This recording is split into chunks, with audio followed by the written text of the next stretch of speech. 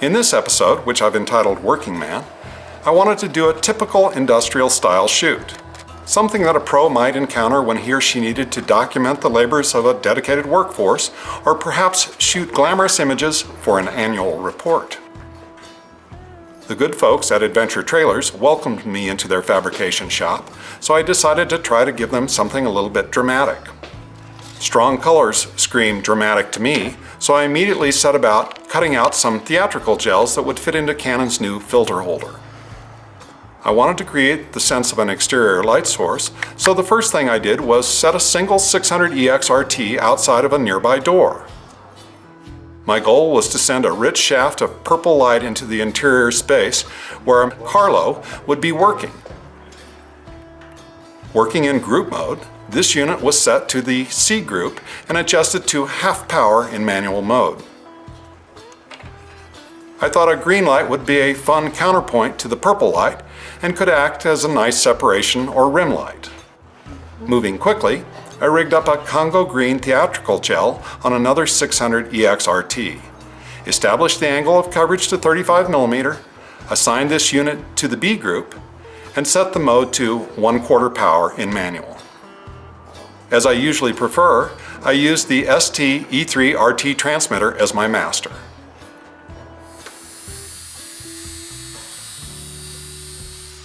After a few quick test shots revealed that I would need some extra light in the deep background, I grabbed another 600EX-RT, assigned it to the D group, and fitted it with a purple gel to match the light in the C group.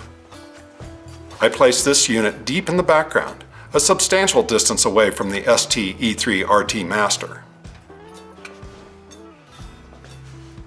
I discovered that I needed a little bit more elevation on the green B group speedlight that was kicking from camera left. Last but not least, I established my A group key light. This unit was assigned to ETTL mode just so I could see how the system would behave with a theatrical color gel attached. I didn't care for the shape of the shaft of light coming in the door, so I made a quick adjustment to the angle of coverage by zooming the reflector out. Once adjusted to taste, I had a really nice looking beam of purple light splashing across the floor. Let's take a look at the setup. A group with a red gel in ETTL mode. B group in manual mode with a green gel. C group outside the door was in manual mode with a purple gel. And lastly, the D group in the deep background was also in manual mode and fitted with another purple gel. All of my units were easy to adjust through the 5D Mark III's Speedlite menu. I, like a lot of experienced shooters, generally default to working in the manual mode. After an enlightening exploration of ETTL on the A group, I switched over to 100% manual out of habit.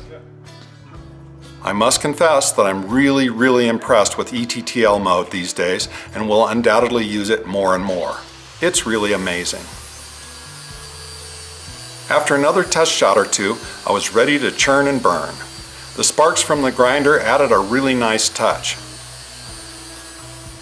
I liked the way the purple light poured in through the door, and I enjoyed seeing the green accent light as a counterpoint.